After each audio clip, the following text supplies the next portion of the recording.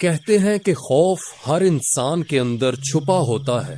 کوئی اندھیرے سے ڈرتا ہے تو کسی کو ویران راستوں اور اندیکھی چیزوں کے احساس کا خوف. لیکن ایک لڑکا ایسا بھی تھا جسے کسی چیز کا خوف نہ تھا. یہ بہت پرانی بات ہے. ترکی کے کسی علاقے میں ایک گھنا جنگل تھا جہاں ایک ماں اور اس کا بیٹا ایک چھوٹی سی کٹیا میں رہتے تھے. وہاں نہ تو کوئی بستی تھی اور نہ ہی کوئی پڑوسی، بس پراسرار خاموشی تھی. ایک سردیوں کی شام دونوں ماں بیٹا بیٹھے باتیں کر رہے تھے کہ اچانک طوفان اٹھا اور تیز ہوا نے کٹیا کا کمزور سا دروازہ کھول دیا. ہوا کی سرسراہٹ ایک عجیب مگر بھیانک سی آواز پیدا کر رہی تھی. وہ آواز سن کر عورت چونک گئی، کانپ اٹھی اور اپنے کندھے کے پیچھے یوں دیکھنے لگی جیسے پیچھے کوئی خوفناک چیز کھڑی ہو. وہ بہت گھبراہٹ اور خوف کے ساتھ اپنے بیٹے سے کہنے لگی، بیٹا جاؤ جلدی سے دروازہ بند کر دو، مجھے خوف محسوس ہو رہا ہے. اس کا بیٹا کہنے لگا، خوف؟ وہ کیا ہوتا ہے ماں؟ خوف محسوس ہونے کا کیا مطلب ہے؟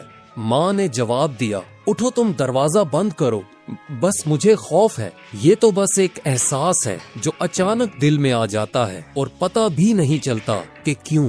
لڑکے نے حیرانی سے کہا، یہ تو بڑی عجیب بات ہے. خوف کو نظر تو آنا چاہیے. ماں، میں دنیا کا سفر کر کے خوف کو تلاش کروں گا یہاں تک کہ اس کا سامنا کر لوں. اگلی صبح جب اس کی ماں ابھی بستر سے نہیں اٹھی تھی، وہ لڑکا اپنی کٹیا سے باہر نکلا اور خوف کو تلاش کرنے نکل پڑا. مگر اسے اندازہ نہ تھا کہ یہ سفر اسے کس انجام کی طرف لے جائے گا.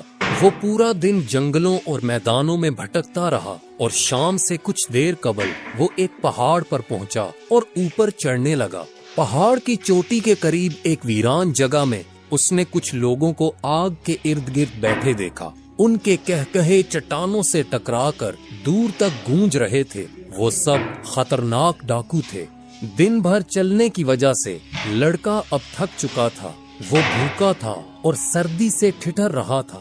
جب اس نے آگ کی روشنی دیکھی تو بہت خوش ہوا اور روشنی کی اور چلنے لگا، یہاں تک کہ وہ ان کے قریب جا پہنچا اور کہنے لگا، آپ سب کو سلام.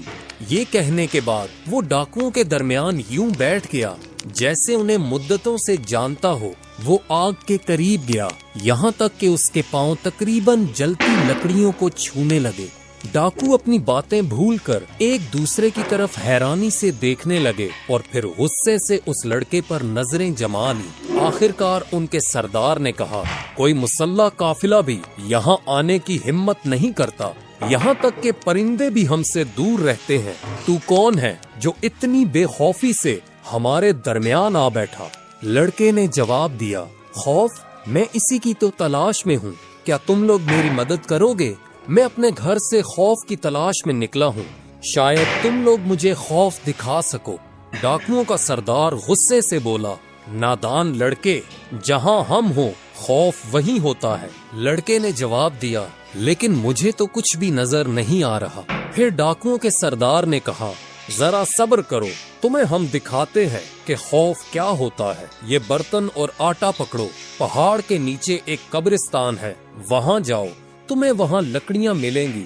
جاؤ اور ہمارے رات کے کھانے کا بندوبست کرو.